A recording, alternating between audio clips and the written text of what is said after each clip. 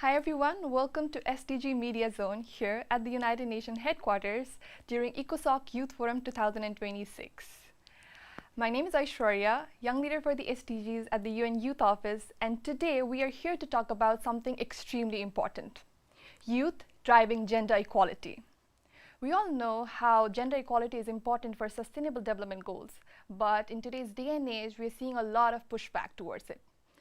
But on the flip side, we also have young people who are doing amazing work to reach it. Today, we have two of them here. Here are our guests for today. We have Hanna Melaku from the Youth Reference Group, and we have Yasmine Aburaya, founder of Your Voice Initiative and youth leader in gender equality and civic engagement. Thank you both for being here. Thank you for having us. So let's start our conversation. I want to start with something that you might have heard before as well. Young women are often described as beneficiaries, but not as decision makers. What, in your opinion, are young women already doing in your context to drive change, and what makes that leadership effective? Let us start with Hanna. Okay, so I'm going to start with talking about which group of young women that we're talking about. Some young women are doing some social media, youth movement building. Some young women are doing the desk, the behind the scene work. Some young women are coming out here defending the rest of the young women that did not have the opportunity to come to the spaces and speak up for themselves. And others are just doing their best to survive and also be the emblem of the rest of the women out there that are in this journey. So young women are doing several things. From where I came from, in my space, young women are mobilizing their communities, building movements that are shaking the ground, and also fighting for gender-based violence, making sure that women go through formal education, get decent job opportunities, and also thrive in their ecosystems in different ways. So there are several things that they're doing, but all in their own pace and in their own ways, I guess. Yeah, thank you, Hanna, for touching upon the distinct ways that gender equality and gender inequality forms in. Yasmine, do you have to add something to that? Well, wow. First of all, thank you, Aishworya, for this. And thank you, Hanna, for shedding light on the different things that women are doing everywhere. I'm echoing everything that Hanna's saying. Maybe I also would like to mention that a lot of young women and a lot of young leaders are doing a lot of policy advocacy, whether it's publishing policy briefs, whether it's doing the research, as Hanna said, behind the scenes, and then presenting it into spaces like this, like the ECOSOC Youth Forum, or even going to the regional spaces, which are different than the international spaces, and they are much more challenging because you have to have the background and the push from the society that you're coming from. So, and it differs from one society to another, but I would say that also young women are doing much more than just the advocacy. They are, as Hanna's saying, are building their own movements and communities, whether it's online or offline. They are supporting each other, and they are doing community-based projects that drive not only sustainable development in a bigger sense, but also affecting the daily lives of younger generations. Yep. Something you both mentioned, which is also so important, is the difference in context, how different things can be from one context to the next. So building on that, what are the biggest struggles young women face where you're from that the rest of the world might not see? And how are you and your community pushing back against them? Yasmine, let's start with you. Thank you again for the question, and I think this question is strictly important, especially in times such as different environmental consequences are happening due to different, let's say, events happening around the world. I see that across the poverty, the destruction, the conflicts that are happening, young women are struggling a lot, and they are struggling to I would say to have a normal day-to-day life. This comes also across in the violence that they are facing, whether it is gender-based violence or sexual-based violence, and also in the idea of having access to opportunities or access to education, or even having decent education when it comes to their bodily autonomy or to their rights, like their body rights. I think these are some of the challenges that young women face, and I would go the extra mile and say that also certain forms of challenges or violences that young women are facing is that even if they have the space to be invited to such spaces or to be a part of the conversation, usually their impact is performative. Usually their impact is not something to be taken into the next steps or into further implementation. And I am coming from a region, I'm from Egypt, so I am coming from a region where it's a bit hectic right now, if I might say. And I think that a lot of young women struggling with displacement, struggling with the inaccessibility of aid, they are unable also to foster their mental health, which kind of reflects along the issues that young women are facing. And I would leave it to Hanna if she has anything to add. I think we also can relate to our different contexts can relate to each other. Yeah, it's similar. Our contexts are somehow similar.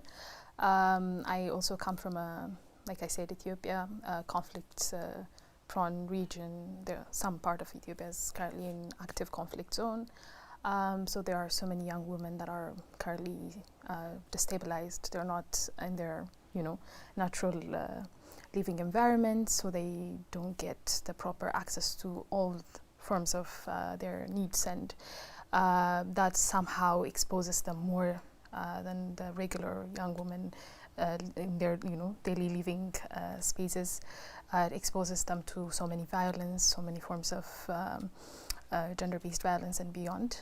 Also, I would say, like I said, they do not have their economical upper hand, I would say, to decide in the spaces that actually really influence their lives, to get the basic needs that they need. Beyond that, to also have power over, their body, their whole existence as a woman, and that's a bit. That's not a really nice environment to live in.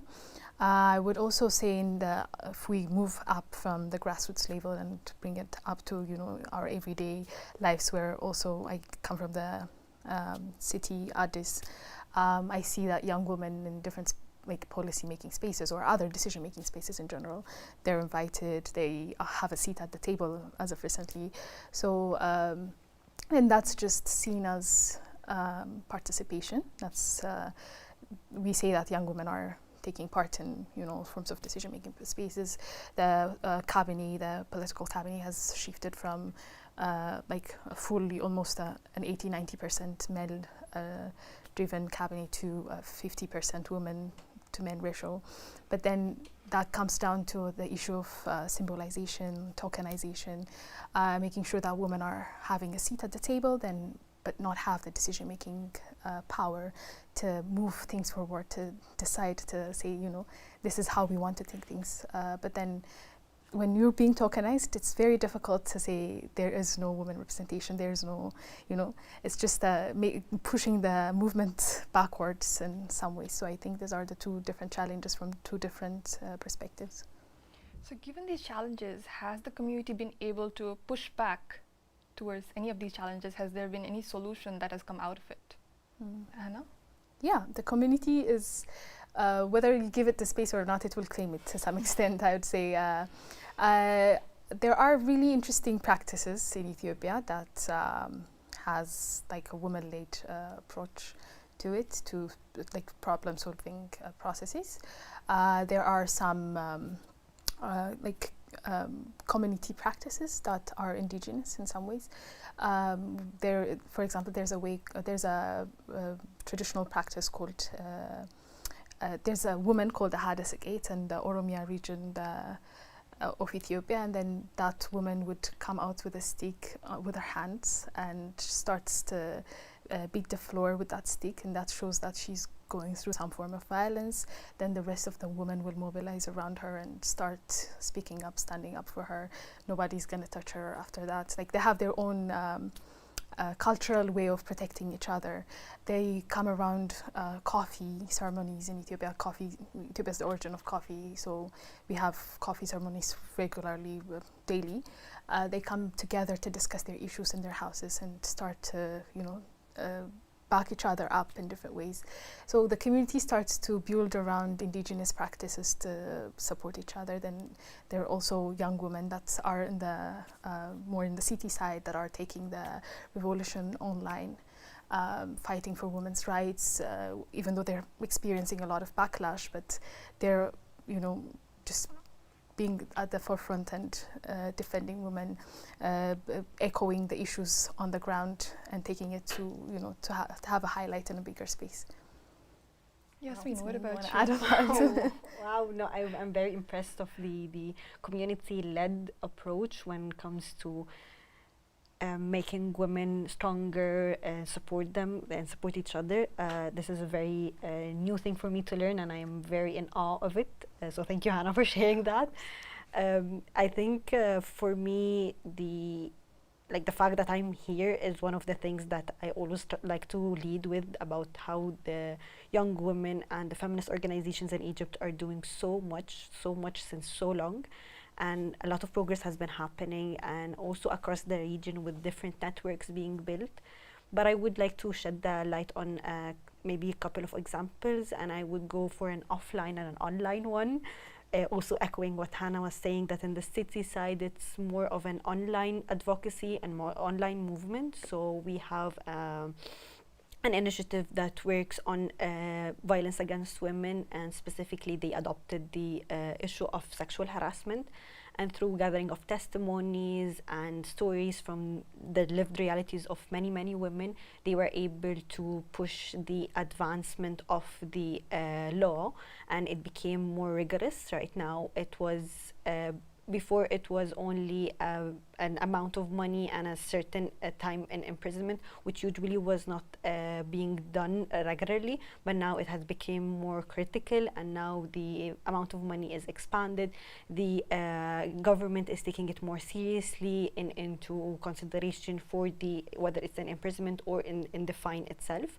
So I believe that this is one of the advancements that social media mobilization and social media advocacy has had much more influence than we think, and it is growing, and a lot of younger generations and even younger than us are using social media now to move their voices and to amplify their cause. So I believe this is one of the movements that Egyptian organizations are doing. And I would take the other side, the on-ground also advocacy, or best practice, if I might call it.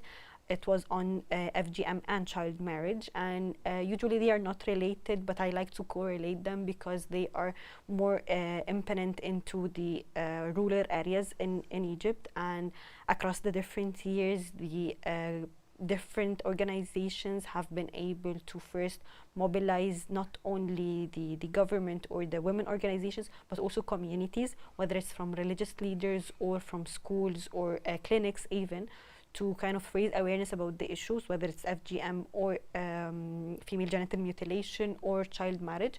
And now, of course, we have laws against them, but now even the cultural stance for both of the issues are becoming stronger against. And now more people are aware, more people are able to kind of call out on these practices if it happens, and connect to the whether it's the National Council or the responsible institute. So I would like to say that also the idea of challenging the cultural norms is one of the things that we have been doing, and I think it's been done in a lot of places. Challenging the unbeneficial, the wrong cultural norms are also things that you do not only across social media or across community meetings, but also through parents, through schools, through sitting down with them. If they're religious, then you go for a religious leader. If they have like a specific icon or role model, then you go talk to them and try to increase the influence of the cause. Definitely. So as you both mentioned, the community mobilization, indigenous practices, community-led movements, especially towards changing the social norms, they're all very important, right? But there's this other aspect, which is policy and policy making. So our next question is, if you could sit down with a policymaker from your home region right now, what is the one hidden obstacle that they're ignoring that makes life harder for young people, young women specifically, in your region? Let's start with Yasmine. Wow. First of all, I would have a lot of things to say, but okay, I will choose one. I will just choose one. Maybe the first issue I would highlight, or the most critical one, and I have sensed it on a personal level, is the lack of education about our bodies and our reproductive rights. I would say that such such placing such topic on understanding your body, understanding your rights as a taboo, makes it harder for women to have autonomy over their decisions, makes it harder for women, young women, to understand what's happening, how to seek help, what is the process of gaining your right of or respecting others. So I would raise the issue is a foundational one, not understanding or not having the enough knowledge about our bodies and about our I would say our rights. Yeah. Yeah, just to also complement what Yasmine has been saying earlier, challenging the status quo is not very easy. It doesn't just come with a formal policy question. It's just how, say, their policymakers can have really ideal policies that they set out in place that they believe should be implemented, but it's not being implemented. Most of the challenges, especially in Ethiopia, are we have really great policies, but on the ground they're not passing through. We don't see them happening. For example, a couple of years ago, the menstrual hygiene products in Ethiopia were being taxed as a luxury item next to materials like a camera or like the most luxurious things that you can possibly find. And we had to go through an advocacy process to change that policy. And now, because school absenteeism, for example, is 4 days a month for a young person that is going through school, and that sets her back from her male counterpart within schools. These products are really expensive, so let's change the problem here. Why are we taxing it as a luxury item? So the Ministry of Health was part of this process. All the stakeholders that believed in this changed the policy, but then menstrual hygiene products are still really expensive. Still, there's a lot of school absenteeism on the ground, so there is something missing, and it's in the implementation process. All of the policies should be gender responsive, but even beyond, they should be gender transformative if it's possible. But that's the fight that we're going for in the policies. But we want to see policies being implemented, and policymakers should bring policies on the table that they foresee being implemented and enforce them, I believe. So that's the kind of conversation I would have had with a policymaker if I sit with them right now. So we've reached almost towards the end of our talk, but there's one last question I have for you. We're here at the ECOSOC Youth Forum at the United Nations. Do you feel like your voice is truly being heard, and if the member states are truly listening to you? What do you all think? Yasmine. I mean, I've been reflecting on this specific thing, I think, since the beginning of the day today. I've had a lot of interactions. I've had different interactions. I've been going from one conversation to the other, from one side event to the other. And I'm feeling that policymakers want to listen, but there's a lot going on. There's a lot of shifting of priorities, especially in terms of gender equality and sexual and reproductive health and rights. So the will is there, but I feel that a lot of things are going on that being heard or being seen is a different connotation for them than for us.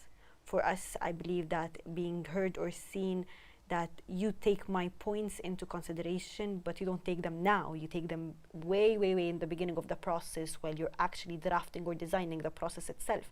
And then you take me along the way in your steps, in the implementation phase, in the design phase, as I mentioned, and also in the after phase, in the monitoring phase, in the accountability phase. And that's what being heard or seen for me. I think for the policy makers or the policy officers, it's more of, okay, I have consulted some of the young people, so now they have put their insights or input into the process. But then it becomes challenging because our inputs are not just a tick that you have to do. It's more of a long-term process. It's more of an embedded thing. It's for us to be co-partners or to be partners, to be co-creators, we have to be from the start to the beginning. So in a nutshell, because I'm elongating my point, but in a nutshell, I do not feel that I'm being 100% heard, but I'm not feeling that I'm being not heard. So I'm in the midway. I'm still trying to have an opinion. Yeah, I don't know about you, Hanna. Somehow similar, but I want to. So there was a time that I came to New York for another procedure to follow, and there were only like a couple of young people, 3, 4, like you can count them in the space. Now you can see more and more young people. In fact, some rooms are filled with us. That's a great start. But then you also like coming from the conversations that we've been having so far. You can also see that young women are coming here fighting a lot of barriers. They come to the spaces claiming this space against all odds, right? So we are not coming here just to be heard, listened to, and then sidelined in the end. So if this conversation that we're having doesn't have any inputs in the decision-making processes, in the end, if we don't see the conversation translating to something meaningful, then being heard is not of value. So it's great that we see more and more young people in the spaces. It's great that we're being listened to, but we want to see this translated, followed through, somehow having a mechanism in place that will check and balance this would be really amazing, but so far so good, I guess. Awesome. So with that, we've reached towards the end of today's conversation at SDG Media Zone. So stay tuned for the next one. Thank you both for being here. Thank you, Aishworya, for that. Thank you.